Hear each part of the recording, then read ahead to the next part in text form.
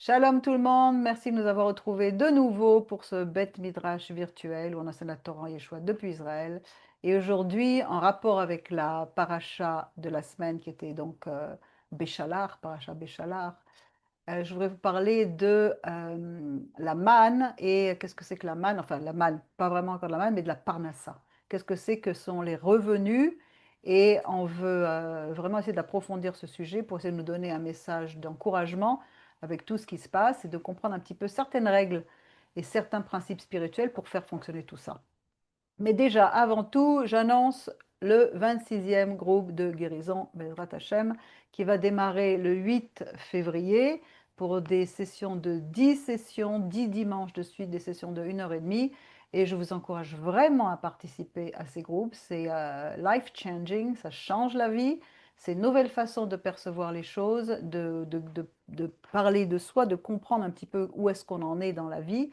Et je pense que de plus en plus, on arrive avec toutes ces difficultés qui nous entourent, on a absolument besoin de travailler à notre salut. Donc le prochain groupe, c'est le 8 février. Venez vous inscrire sur le site directement et parlez-en autour de vous. OK? Alors là, si quelqu'un pourrait envoyer le lien à Monique, elle est dans le groupe, elle n'arrive pas à se connecter. Merci. Alors donc, on est dans la paracha Béchalar, où se trouve le message du miracle de la manne. Je me dis bien le miracle, c'était vraiment un miracle. Dans la semaine, on a lu Exode 16, qui justement parle de tout l'épisode de la manne. C'est-à-dire qu'on fait chaque année, on récite cette portion qui parle de la manne et on dit que c'est une sgoula. C'est-à-dire, qu'est-ce que c'est qu'une sgoula? Sgoula, ça veut dire quoi? Trésor, remède, un type pour recevoir une bénédiction. Donc, on le lit, et je vous avais posté ça sur les groupes, hein, pour pouvoir le lire donc le jour où on lit la Torah. Et c'est comme une sgoula pour la parnassa. Et voilà ce qu'on lit, entre autres, juste un petit passage. Et le soir venu, des faisans montèrent et couvrirent le camp, et le matin, une couche de rosée solidifiée, je lis le Targum, disposée comme des tables, entourait tout le camp. Les nuages s'étaient levés et avaient fait descendre la manne sur la couche de rosée. Elle était à la surface du désert, fine, ronde, fine comme le givre qui est sur le sol. Les enfants d'Israël le virent et s'étonnèrent, et ils se dirent les uns aux autres, qu'est-ce que c'est, manhu? Car ils ne savaient pas ce que c'était. Et Moshe leur dit, c'est le pain qui vous a été réservé depuis le commencement dans les cieux en haut, et maintenant le Seigneur vous le donne à manger. Donc c'est une version plus longue, mais il est question de cette manne. Parce que qu'est-ce que c'est que cette manne en fait? C'est la subsistance. C'est-à-dire qu'en fait, en hébreu, c'est la parnassa, c'est-à-dire c'est le revenu ou bien gagner sa vie, donc avoir son salaire, avoir de quoi manger tous les jours, tous les mois, etc. Mais ce terme ne désigne pas seulement l'argent, il désigne tout ce dont une personne a besoin pour vivre, c'est-à-dire la nourriture, le logement, la stabilité à la famille, la capacité à subvenir à ses besoins et à ceux de sa famille. Et en hébreu, on a plusieurs expressions qui tournent autour de ce mot parnassa, parnassa ou les farnes, ça veut dire gagner sa vie, travailler pour gagner sa vie, la avod bishvil parnassa, donc on travaille pour gagner sa parnassa, ou bien yeshlo parnassa tova, il a de bons moyens de subsistance, ou bien caché limtso parnassa, il est difficile de gagner sa vie, donc ça tourne autour de ce terme de parnassa. Dans l'usage moderne, ce terme il a donc une connotation très pratique et économique. En fait, c'est très matérialiste dans le bon sens du terme, parce que si quelqu'un touche à la parnassa de quelqu'un, c'est qu'on touche à son moyen d'existence, donc de vivre. On doit respecter la parnassa des uns des autres, on doit respecter le travail fourni par les uns les autres, parce qu'en fait, que ce soit la valeur du travail ou gagner de l'argent, c'est un signe de réussite personnelle. C'est-à-dire que par exemple, aux USA, c'est très prononcé. If you work enough, if you work hard enough, you can succeed. Si tu travailles suffisamment dur, tu vas pouvoir réussir. En Europe, c'est déjà moins différent, surtout dans le milieu chrétien, je dois le dire, parce qu'en fait, gagner de l'argent, des fois, apparaît comme une corruption. C'est parfois honteux. On va dire, celui-là, il a des ronds. On se méfie des grandes richesses.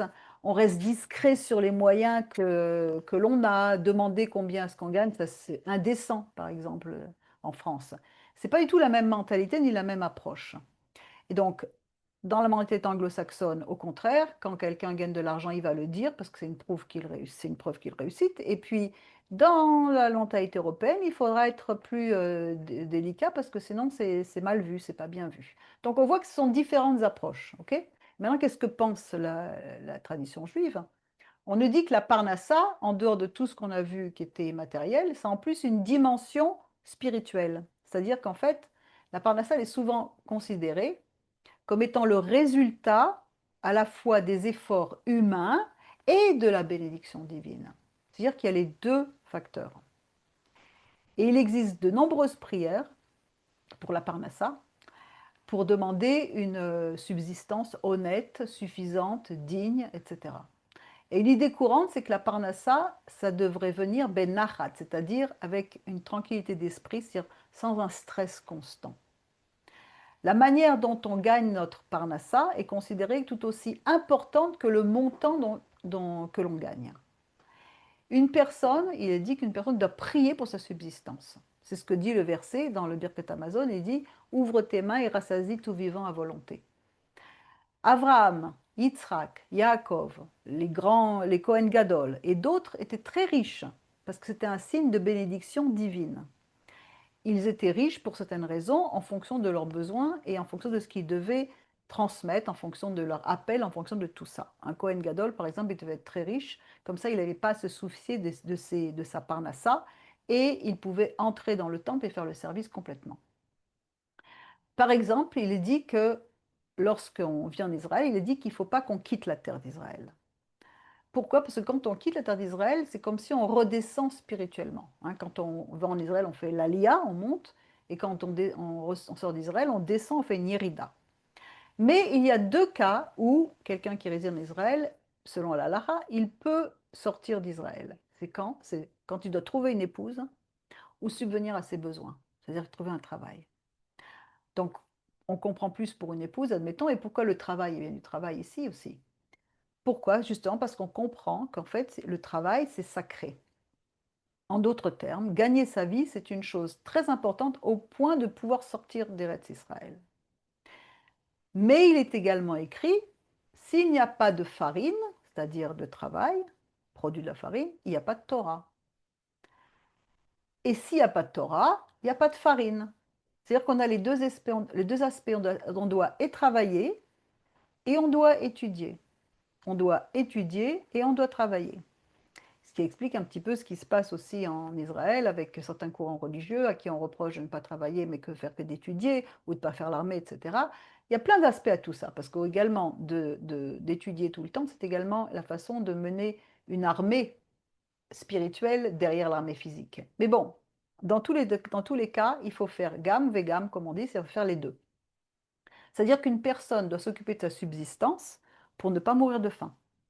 Donc, quelle est notre part et quelle n'est pas notre part? On a quelque chose. Il y a une règle que nous connaissons qui est écrite, tout est entre les mains du ciel, sauf la crainte du ciel. Qu'est-ce que ça veut dire? C'est Dieu qui décide de tout, mais si on n'a pas la crainte du ciel, on ne peut pas recevoir ce qu'il veut nous donner, on est libre de choisir. Même notre subsistance, et c'est le sujet de la leçon, et nous verrons que c'est effectivement entre les mains du ciel, sauf si on n'a pas la crainte du ciel. La subsistance, c'est une abondance que Dieu nous donne et qui vient à l'homme. C'est une idée fondamentale, c'est que Dieu pourvoit aux besoins de tous les êtres vivants et pas seulement des humains. Dans le psaume qu'on a lu tout à l'heure, 145, il dit que Dieu ouvre sa main et satisfait, rassasie tout être vivant. Ce verset, c'est au cœur de la foi, de la croyance, selon laquelle la parnassa vient en fin de compte de Dieu. Nous savons que l'homme est le seul à s'occuper de questions subsistance. Toute la nature, tous les animaux, tout leur est fourni, la subsistance leur est donnée. Ils se lèvent simplement le matin, ils se lèvent et ils vont manger. La chèvre va manger, le cheval va manger, les oiseaux, toute la nature. C'est pour ça que dans Matthieu 6, 26, donc, il est écrit, regardez les oiseaux du ciel, il parle justement de la parnassa. Ils ne sèment ni ne moissonnent, ils n'amassent rien dans les greniers, et votre Père céleste les nourrit. C'est-à-dire que tout le monde mange dès son réveil, l'abondance, elle est là pour eux, ils n'ont pas besoin de travailler pour ça. Ils mangent ce qu'ils trouvent, tout est prêt. C'est ainsi pour tous les animaux, les plantes, etc. Il n'y a que l'être humain qui doit subvenir à ses besoins et qui doit lutter pour cela. Le premier homme, Adam, qui était au Gan Eden, comme tous les êtres créés dans la nature, il avait tout. Tout était pourvu. Mais il y a eu la chute. Donc depuis la chute, il doit se mettre à cultiver, il doit semer, il doit récolter, il doit préparer sa nourriture. C'est-à-dire, il doit préparer tout. C'est-à-dire qu'en fait, il doit lutter, il doit travailler pour sa subsistance. Et donc, depuis, on attend des gens qu'ils travaillent. Et cela suite au péché originel. Donc, dans Bereshit 3.19, c'est décrit le fait de gagner sa nourriture à la sueur de son front. Le travail fait partie de la condition humaine. C'est pas seulement, c'est pas juste une malédiction. C'est pas ça. Ça fait partie de ce qu'on doit faire. Et malgré tout, il est écrit dans le traité Souka que la nourriture d'un homme, c'est-à-dire sa subsistance, la parnassa, lui est donnée et tout est indiqué et prévu de Rosh Hashanah à Rosh Hashanah. Autrement dit, tout ce que un homme ou une personne ou n'importe qui aura cette année, tout ce qu'on va recevoir cette année, ça a été déjà déterminé à l'avance par Dieu. Donc, qu'on fasse ou qu'on fasse pas, on a une certaine somme qui nous a été allouée toute l'année par le Kadosh Baruch Hu. Donc, en fait, déjà dans le Tanakh, on voit aussi qu'il y a un équilibre, c'est-à-dire qu'il y a la provision divine, mais également un effort humain. Et quelle était la faute initiale? C'était dans l'alimentation. Je t'ai donné tout ce qu'il fallait, mais ça ne t'a pas suffi. Tu avais tout ce qu'il fallait pour pourvoir à tous tes besoins, mais ça ne t'a pas suffi juste d'avoir tout qui représente par l'alimentation. Tu voulais plus. C'est-à-dire qu'en fait, ce n'était pas assez. Il voulait plus encore. Il voulait devenir comme Dieu. C'est ce qu'on appelle, dans le judaïsme, on appelle ça des motarot, c'est-à-dire des excès ou du luxe, quelque chose en plus que ce dont on a besoin. Qu'est-ce que c'est que le luxe? En fait, c'est quand une personne reçoit le luxe, c'est quoi? C'est la racine de la faute, parce que dans beaucoup de choses, parce que le monde entier il est basé sur ce système. On n'a jamais assez de matériel. Il faut toujours le dernier téléphone, le dernier ordinateur, les derniers vêtements, les dernières voitures, les dernières ceci, etc., etc. On veut plus que ce dont on a besoin. Et si on n'a pas ce dont on a besoin, on est triste, parce qu'on estime qu'on n'a pas eu assez. Et pourtant, on fait partie vraiment d'une génération qui a plus que tout. Il n'y a jamais eu au monde autant d'abondance dans le monde que dans notre génération. On mange chaque jour ce que nous voulons, ou presque. On a plusieurs vêtements, on a une maison, voire deux, on a une ou deux voitures, on a les chambres d'enfants qui sont comme un magasin de jouets, mais c'est jamais assez. C'est jamais assez, on veut toujours plus, c'est toujours quelque chose qui nous manque par rapport à ça. Pourquoi? Parce que le matériel, c'est comme une gratification instantanée. On le prend, mais pas, ça ne nous remplit pas. Donc on en veut encore plus, on en veut encore plus. On n'est jamais rassasié. Et le Baal Shem Tov nous dit que si nous sommes attristés, c'est parce que nous voulons quelque chose en plus. Donc c'est un sujet à réfléchir, parce qu'on se dit comment c'est quelque chose en plus, par rapport à qui, par rapport à quoi. C'est quelque chose à méditer. Et ce problème quand on veut quelque chose en plus, c'est qu'en fait, ça nous empêche d'être reconnaissant. On reçoit 100, on en veut 200. On reçoit 200, on veut 400. On vit toujours dans un monde d'excès. Par conséquent, on veut toujours plus, et finalement, on rentre dans cette mentalité d'assister. C'est ce qu'on appelle en hébreu magiali, c'est-à-dire ça me revient, j'ai droit, et moi, et moi, et moi. On est dans ce cercle-là. Ce qui est embêtant, c'est que ça nous empêche d'être reconnaissants pour le travail fourni même par les autres. Par exemple, parce qu'on estime que ça nous revient. Et c'est ce que nous montre, par exemple, le verset de Matthieu 10, hein, qui est tellement incompris dans le monde chrétien, par exemple, car justement, le désir de recevoir pour soi est très fort quand il s'agit de parnassa et quand on doit toucher à l'argent. C'est là où, d'un seul coup, on est très, très actif. Il nous dit dans Matthieu 18, guérissez les malades, ressuscitez les morts, purifiez les lépreux, chassez les démons, vous avez reçu gratuitement, donnez gratuitement. Donc, vous avez reçu gratuitement, donnez gratuitement. Systématiquement, on entend gratuit, ah, il s'agit de l'argent. Mais en fait, si on fait une petite analyse de texte, vraiment très simple, hein, on lit qu'en fait, il n'est pas question ici de demander de l'argent. Il est question de dispenser des dons comme un fidèle serviteur, c'est-à-dire ne rien attendre en retour. Mais ce n'est pas seulement de l'argent, c'est ni reconnaissance, ni honneur, ni remerciement ou un titre, être simplement un canal pur par lequel Dieu va passer pour guérir à notre place.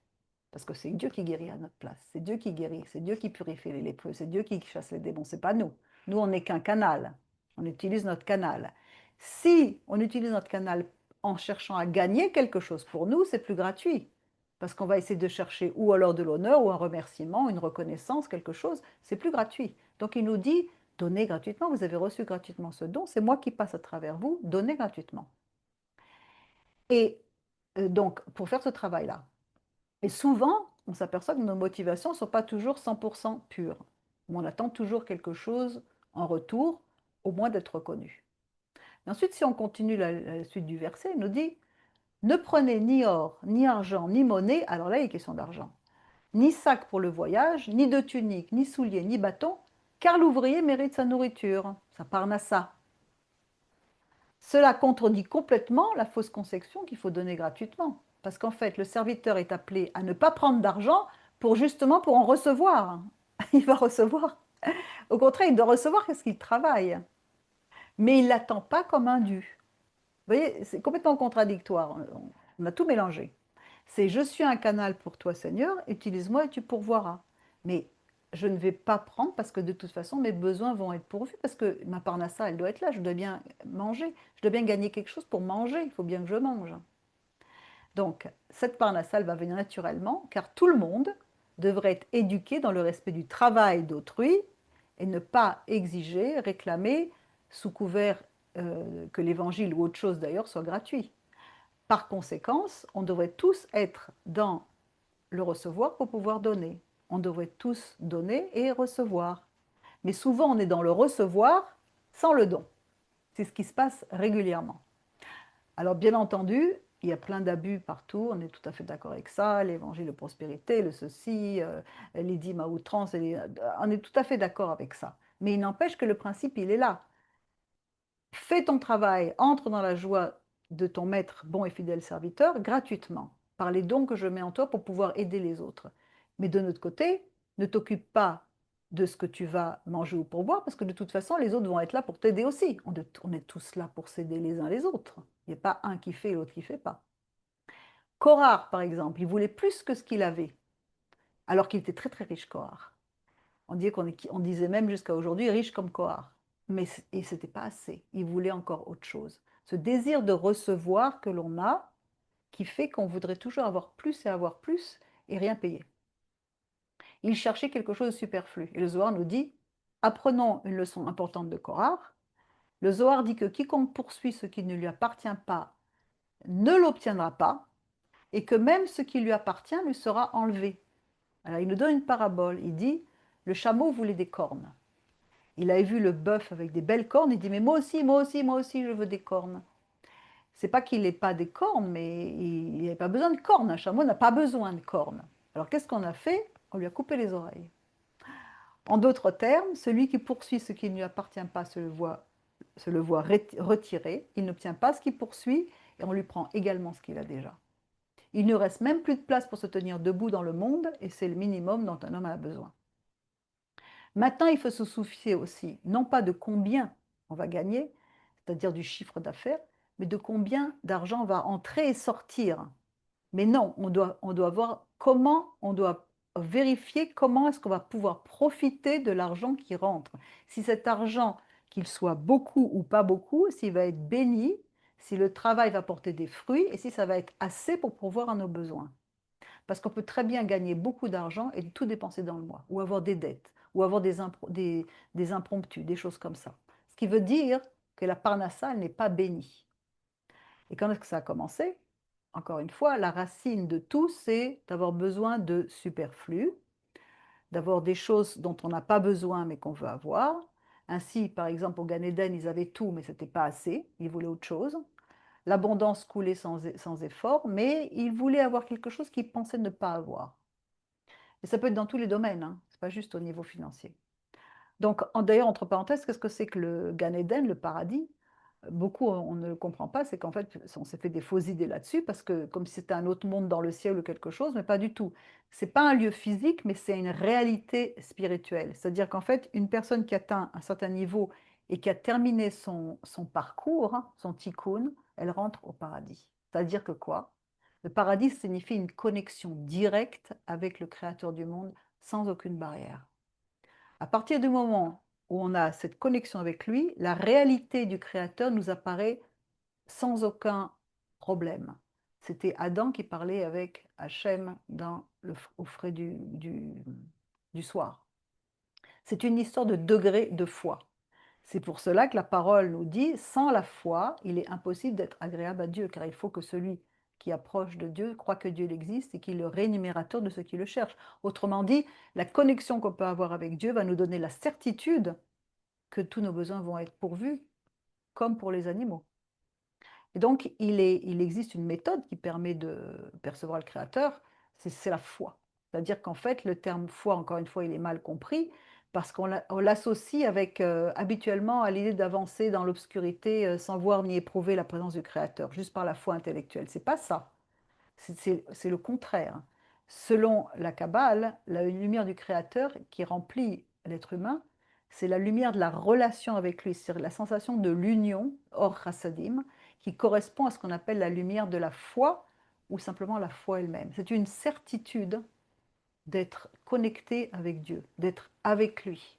Donc si on est avec lui, on ne peut rien craindre. Même si je marche dans la vallée de la mort, je n'aurai pas peur.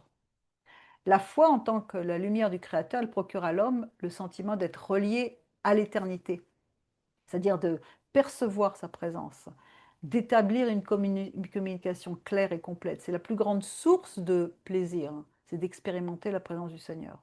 Quand on expérimente sa présence, on a tous nos besoins comblés. Ça engendre une sensation de sécurité, d'éternité, de grandeur, une force intérieure. Alors, la parnassa, elle ne devient plus un problème. Parce que tout a été organisé d'avance pour moi, comme au Gan Eden, mais moi j'y entre parfois. Je vais faire ce que j'ai à faire, mais je sais que ça va marcher d'une façon ou d'une autre. Et il apparaît ainsi clairement que ce n'est qu'en accédant à la foi, c'est-à-dire en ressentant le Créateur, en ayant une communication avec lui, que l'homme peut trouver le salut à toutes les souffrances, à toutes les choses qui se passent aujourd'hui sur la terre. Et de plus en plus, avec la façon dont nous sommes bombardés de tout besoin, de toute chose, on n'est pas obligé de rentrer dans tous ces motarotes, dans tous ces luttes, dans toutes ces choses. On doit se satisfaire de ce que l'on a. Et Adam le premier parlait avec le Saint béni soit-il, c'est-à-dire c'était le Gan Eden. Il n'y avait pas de barrière. Donc, quant à nous, est-ce que on ressent une barrière? C'est-à-dire que est-ce qu'il y a des barrières dans notre vie entre Dieu et nous en toutes choses, et notamment celui de la subsistance? Est-ce qu'on a la foi suffisante? C'est pour ça qu'il est dit dans Luc 18, je vous le dis, il leur fera promptement justice, mais quand le Fils de l'homme viendra, trouvera-t-il de la foi sur la terre? Est-ce qu'il y aura cette connexion qui fait que quoi qu'il va arriver, jusqu'à tous les prix augmentent, tout augmente, on est en train d'entrer dans une société où ça devient absolument incroyable, eh bien, est-ce qu'on va avoir la foi nécessaire pour savoir qu'il va le pouvoir à tous nos besoins? Donc, rester dans la paix. Parce que sinon, si on n'est pas au paradis avec lui, on est dans la géhenne. Et la géhenne, c'est quand il n'y a plus de connexion avec Dieu. C'est quand on a les peurs, les doutes. L'âme souffre. Car tout le plaisir encore de l'homme, c'est la lumière supérieure que le Créateur nous donne en tout temps. L'argent, c'est une bénédiction d'en haut. C'est Dieu qui l'a créé. Selon la conception encore des kabbalistes, la lumière supérieure, elle brille en tout temps. La shefa, l'abondance, elle est là tout le temps, tout le temps, tout le temps. Mais chacun va le recevoir selon le vase qu'il a. C'est-à-dire que la quantité d'abondance va dépendre de la quantité ou de la grandeur des vases. Si on lit l'histoire de 2 Rois 4, c'est cette pauvre veuve, très pauvre, qui n'avait pas à manger. Elle vient voir le prophète Élisée, car ses enfants risquent d'être réduits en esclavage pour payer leurs dettes. Et Élisée, qu'est-ce qu'il lui demande? Il lui demande ce qu'elle possède, c'est-à-dire un peu d'huile, un petit peu de foi. Il lui dit, va demander en dehors des vaches et tous tes voisins des vases vides et n'en demande pas un petit nombre. Elle répondit, ta servante n'a rien du tout à la maison qu'un vase d'huile. Il lui demande d'emprunter des vases vides à ses voisins. Il lui dit, va emprunter des vases vides. Il lui demande de remplir des vases avec son huile. Quand tu seras rentré, tu fermeras la porte sur toi, sur tes enfants, tu verseras dans tous ces vases et tu mettras de côté ceux qui sont pleins. L'huile ne s'arrête de couler que lorsque tous les vases sont pleins ou qu'il n'y a plus de vases. 2 Rois 4 nous dit, lorsque les vases furent pleins, elle dit à son fils, présente-moi encore un vase. Il lui répondit, il n'y a plus de vase, et l'huile s'arrêta. Elle a pu alors vendre l'huile, payer ses dettes et vivre avec le reste. Donc, qu'est-ce qu'on comprend? Que la foi et l'obéissance, ça précède le miracle. Ce qu'on apporte, ça limite ou ça ouvre l'abondance. Dieu agit à partir de ce qui paraît insignifiant, un grain de moutarde. Donc, si on a des grands vases, si on a nettoyé, si on se nettoie, si on travaille sur soi et qu'on agrandit nos vases, qu'on enlève les pierres, on reçoit une abondance sans interruption, puisque Dieu, pour lui, ça coule tout le temps. Je suis venu pour que mes brebis aient en abondance, qu'elles aient en abondance, énormément. S'il n'y a pas d'obstacle de pierre entre le récipient et l'abondance, celle-ci coule sans aucun effort.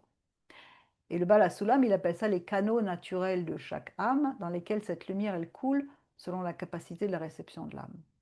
Donc la quantité d'abondance qui coule, elle dépend donc des récipients. Mais elle va couler, ou elle va couler, elle va remplir un petit peu ou pas beaucoup en fonction des obstacles que nous avons.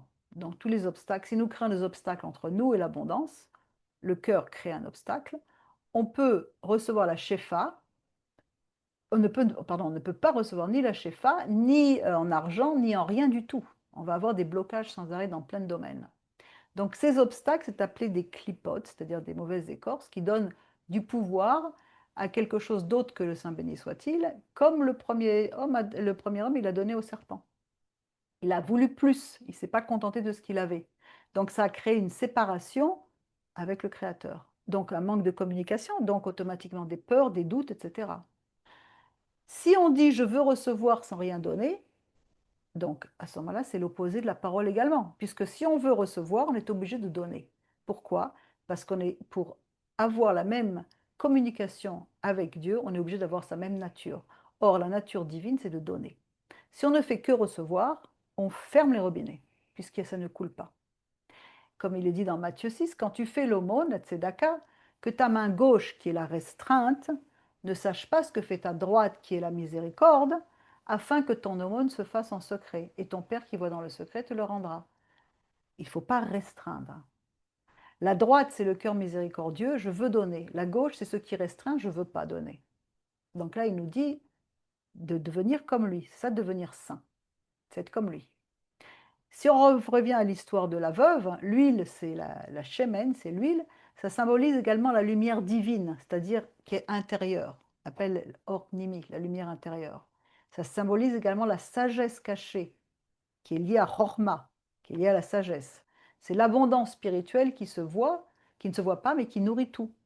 Ce fait que la veuve, elle n'ait pas qu'un petit peu d'huile, ça signifie que même un tout petit peu de bonne volonté pour changer, si c'est activé correctement, ça va grandir.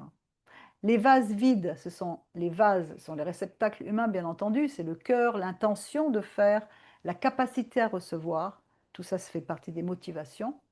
Et la lumière, donc, elle ne va pas s'arrêter par manque d'abondance, non, elle va s'arrêter par manque de vase. L'huile cesse de couler quand il n'y a plus de vase, donc c'est à nous de préparer ces vases. Et il lui dit de fermer la porte. Il faut se retirer, fermer la porte. Quand tu seras entré, tu fermeras la porte sur toi et tous tes enfants, tu verseras dans tous ces vases, tu mettras de côté ceux qui sont pleins. Qu'est-ce que c'est que fermer? Ça veut dire à l'intérieur, ce qu'on ferme la porte, il y a un travail intérieur et secret qui va se passer. Un travail sur soi, c'est également de se protéger du Haïnara. Mais c'est une intimité entre l'âme et le divin pour pouvoir savoir où on en est, où en est notre connexion avec lui, quels sont les obstacles que j'ai dans ma vie, pourquoi est-ce que dans ce domaine j'ai pas l'abondance, pourquoi est-ce que j'ai pas la parnassa, pourquoi est-ce que ceci, pourquoi est-ce que cela. Et tous les grands flux spirituels ne se manifestent pas dans le bruit, mais au contraire dans le retrait. D'ailleurs, c'est pour ça qu'on voit dans Matthieu 6, il lui dit, quand tu pries, entre dans ta chambre, ferme ta porte et prie ton Père qui est là dans le lieu secret. Et ton Père qui est dans le secret te le rendra, toujours dans le secret, comme la main gauche et la main droite. Et en fait, c'est dans la hitbo des doutes, c'est-à-dire dans l'isolement avec Dieu, que l'on peut construire ce lien de confiance intégrale pour être sûr qu'il va pourvoir à toute chose en tout temps. Et c'est là qu'on peut également corriger son défaut d'égoïsme ou d'égocentrisme. Et cette veuve, en fait, se représente également la Shrina qui est en exil.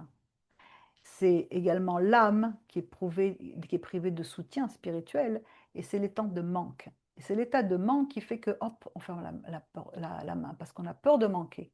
Donc, quand on a peur de manquer, on peut avoir nos enfants, nos résultats, menacés d'esclavage. C'est-à-dire que toutes les forces qui peuvent nous servir, ça risque d'être capturées par le monde matériel et on est, hop, embarqué dans ce monde de doutes et de besoins non pourvus et de manque et de toutes ces choses, on retourne en exil. Donc en fait, le miracle, c'est quoi? C'est une réparation spirituelle, c'est-à-dire que c'est un tikkun. C'est dire, entre dans ta chambre intérieure, vois où tu en es au niveau de cet échange entre le réception et le don, et qu'est-ce que tu prends dans ta vie sans donner en retour. Ce sont des lois spirituelles, ce sont des clés qui nous sont données ici. Nous avons tous des domaines où, hop, on préfère prendre prendre que de donner. La parnassa, c'est un test de foi qui est donné pour la fin des temps. C'est ça qu'il faut vraiment comprendre. C'est pour ça qu'il y a toute cette histoire où on ne pourra pas ni acheter, ni vivre, etc., ni vendre. Parce que c'est un test de foi. Où est-ce qu'elle est notre foi dans ce domaine-là? Dans nos accomplissements personnels ou dans la providence? L'homme apporte des vases, mais c'est Dieu qui fournit l'huile. Donc il faut absolument qu'on soit certain de ça. On ne peut pas faire plus que la musique, mais de notre côté, on ne peut pas faire rien du tout. On ne peut pas être juste dans le recevoir, recevoir sans jamais partager. Dans Ecclésiaste, il nous dit, de plus, toute personne à qui le Seigneur donne richesse et possession, et à qui le Seigneur permet d'en manger dans ce monde, d'en faire l'aumône, de recevoir le salaire complet de sa part dans le monde à venir, et d'être joyeux dans son labeur avec les justes. Regarde, c'est le don qui lui a été donné selon son destin qui vient du Seigneur. Donc, toute personne qui donne richesse, possession, à qui le Seigneur permet de manger, d'en faire l'aumône, de recevoir le salaire complet, etc., etc., tous ceux qui font activer cette pompe de la foi, parce que de donner, c'est vraiment contre notre nature. C'est contre nature parce qu'on veut recevoir, on ne veut pas donner. Mais c'est fait pour qu'on partage, on reçoit pour partager. Galates 6 nous dit que celui à qui l'on enseigne la parole fasse perdre tous ses biens à celui qui l'enseigne. Et dans d'autres domaines, c'est la même chose. À partir du moment où quelqu'un vous fournit un travail, vous devez reconnaître le travail qui est fourni. Et vous devez, vous aussi, donner quelque chose. Que ce soit pas forcément de l'argent, ça peut être du temps, ça peut être autre chose. Mais on doit être dans ce système de faire amorcer la pompe.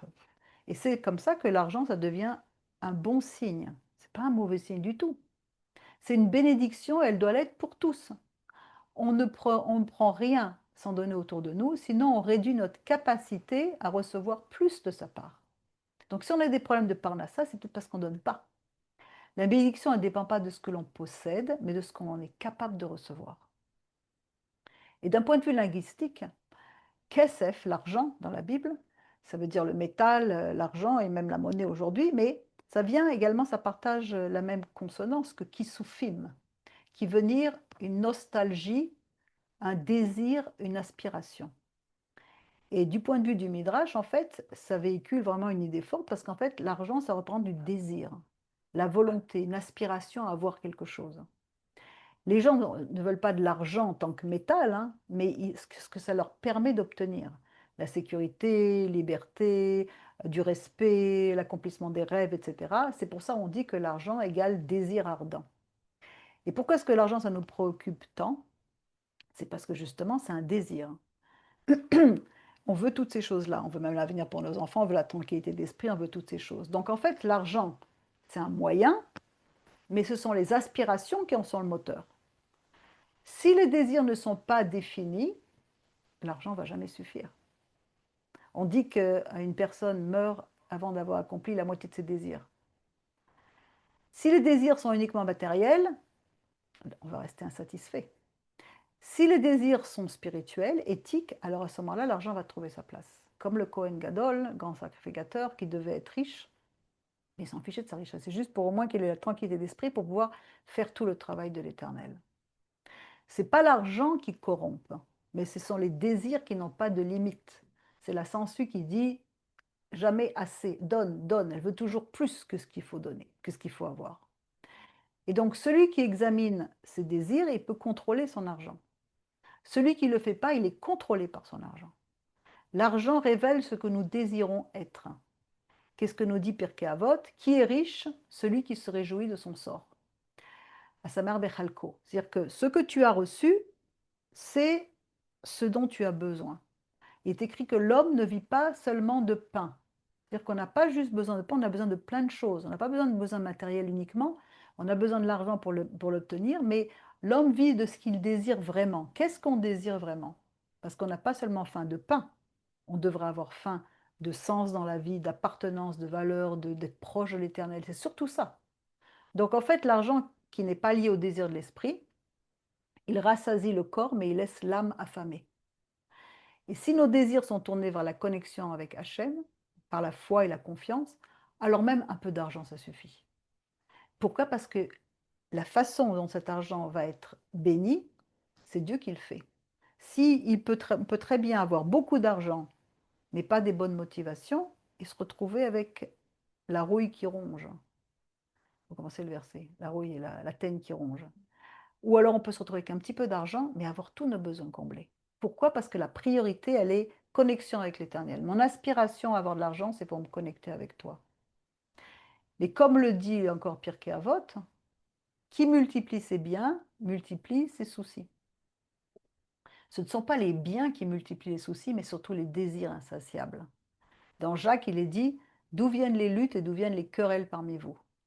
N'est-ce pas de vos passions, donc de vos désirs de recevoir pour soi, qui combattent dans vos membres? Vous convoitez, vous ne possédez pas. Vous êtes meurtrier et envieux, vous ne pouvez pas obtenir. Vous avez des querelles et des luttes, vous ne possédez pas parce que vous ne demandez pas. Vous demandez et vous ne recevez pas parce que vous demandez mal, dans le but de satisfaire vos passions. Adultère que vous êtes, ne savez-vous pas que l'amour du monde, donc l'amour du matériel, est inimitié contre Dieu? Celui donc qui veut être ami du monde se rend ennemi de Dieu. Donc, on ne peut pas servir Dieu et Mammon. C'est-à-dire, qu'est-ce que ça veut dire? Ça veut dire que Mammon doit être au service de Dieu. C'est ça que ça veut dire.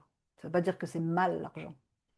L'argent ne crée pas des soucis, c'est une bénédiction. Mais les désirs sans limite, oui, créent des soucis. On va devenir pauvre, on accuse, on jalouse, on critique, on envie les autres, etc.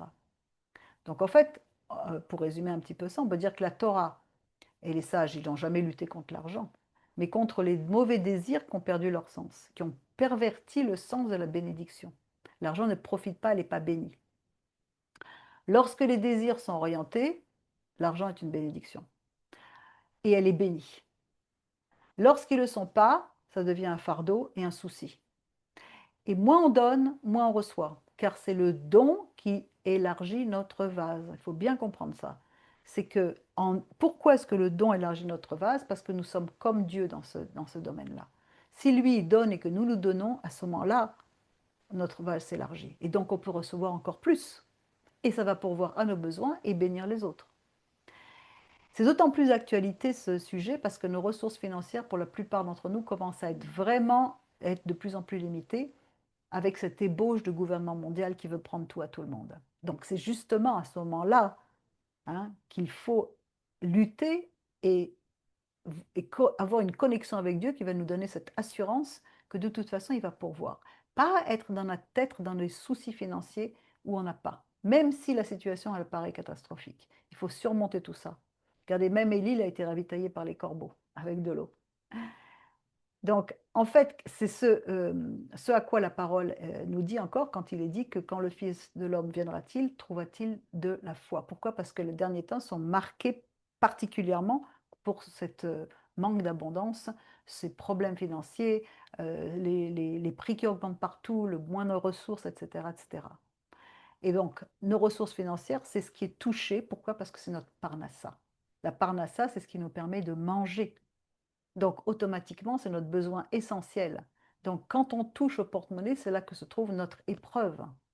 C'est surtout ça. Alors, justement, il faut pas tirer la couverture à soi parce que les temps sont durs. Il faut au contraire faire le contraire. Faire le contraire pour prouver qu'on a foi en l'Éternel. Mais toute la manne, l'abondance qui est dans les cieux, elle est présente pour nous. Et plus nous sommes spirituels, plus cette lumière va nous parvenir sans voile. Par exemple, si on regarde les désirs, le plaisir de la vue, c'est le plus raffiné que le plaisir du toucher. Mais plus les désirs sont revêtus, enveloppés de matérialité, plus ils nous apparaissent comme enveloppés de clipotes. Et donc, plus on monte, plus le désir, l'abondance est disponible, plus elle est libérée. Donc, c'est à nous d'avoir des aspirations différentes pour pouvoir jouir d'une bénédiction différente. C'est-à-dire que même avec une pièce de monnaie, on peut avoir tous nos besoins pourvus, on ne saura pas comment. Et alors, on pourra profiter plus facilement, jusqu'au niveau appelé paradis, qui va être en fait là où l'abondance elle coule librement, là on a une connexion comme au Gan Eden où on parle à Dieu et on lui dit je sais que tu vas pourvoir. Je sais que c'est difficile, regarde mes comptes, j'y arrive pas mais c'est pas grave. Je sais que tu vas pouvoir me donner parce que je cherche d'abord le royaume de Dieu. Donc l'abondance elle coule constamment vers l'homme. Il faut le savoir, c'est une règle, c'est nous qui fermons le robinet. Ça coule à travers à lui, c'est un plaisir éternel qui le renouvelle sans cesse comme un canal. Et un récipient qui garde et qui reçoit en lui et qui redonne est une pompe qui est amorcée pour pouvoir continuer à redonner, à redonner. Pourquoi? Parce que c'est un canal propre, parce que les mots de la volonté de faire ce que Dieu nous demande, c'est-à-dire la ratson, ça devient un canal tsinor, c'est les mêmes lettres qui nous permettent de recevoir cette abondance, qu'il va falloir recevoir miraculeusement. Or, la seule façon miraculeuse de recevoir l'abondance, c'est d'avoir la foi. Et alors, notre réception de l'abondance, elle va se faire dans ce monde ici de Asiya. Donc, bon, il y a plusieurs degrés et tout. Il y a un autre degré qui explique qu'il y a 4 niveaux de nourriture qui est basé sur les 4 niveaux des mondes. Okay, c'est un peu plus compliqué. Mais c'était par exemple l'exemple de la manne. En fonction du vase qu'avait chacun des personnes, ça se transformait ou en délices de ce délice, ou ça se transformait juste en petits grains. Ça dépendait de comment on recevait cette manne. Mais la manne, elle est là pour tout le monde, mais c'est nous qui ouvrons, fermons les robinets qui la transformons. Ce qui fait que même deux personnes peuvent manger la même tranche de pain, chacune va recevoir une énergie différente. Parce que tout celui qui est juste et qui cherche en priorité la connexion avec Dieu, il va recevoir cette manne. Et comme la manne qu'ils ont mangée dans le désert. Et c'est cette phrase que Yeshua a prononcée dans Jean 4,34, il a dit « Ma nourriture, ma manne, ma parnassa, c'est faire la volonté de celui qui m'a envoyé. » Là, il avait un degré d'élévation, donc il n'avait même pas besoin de manger physiquement. Et suite au péché, on a fait certaines corrections. Donc il y a eu des corrections, c'est-à-dire qu'il fallait faire des corrections, des tikkuns, notamment pour les femmes, celui d'enfanter dans la douleur, et manger la sueur de son front pour les hommes. Et pourquoi ces deux choses? D'abord et d'une, parce que pour faire vivre le premier homme, jusqu'à ce que nous retournions au degré de conscience du Gan Eden, il y a deux choses principales qui doivent être faites, c'est sortir les âmes des clipotes. Et toute l'histoire de procréer, de multiplier, de faire des enfants, etc., c'est justement de faire sortir, de faire donner naissance à des enfants qui vont faire sortir des clipotes. Même la grossesse, tout ça, on ne va pas rentrer dans tout ça et tout, mais la deuxième qui nous intéresse, c'est de cultiver notre pain. C'est-à-dire qu'en fait, on doit aussi extraire des étincelles dans tout ce que Dieu nous donne. C'est pour ça qu'il y a des prières qui sont faites avant le repas, après le repas, pour pouvoir extraire des étincelles de sainteté qui sont tombées dans les clipotes. On ne va pas parler de tout ça maintenant, c'est plus complexe, c'est dans la Kabbale. Mais dès qu'une âme vient au monde, elle doit faire ressortir ces étincelles qui appartenaient dans le Gan Eden, qui sont tombées, et elle doit les élever en les mangeant. Manger et procréer sont les deux plus grands plaisirs qui existent dans le monde, car il est écrit que le Saint béni soit-il a créé le monde pour qu'il subsiste, non pas pour qu'il disparaisse. C'est-à-dire que le monde doit subsister, continuer à vivre et avoir des tikkunim, des tikkuns, des réparations.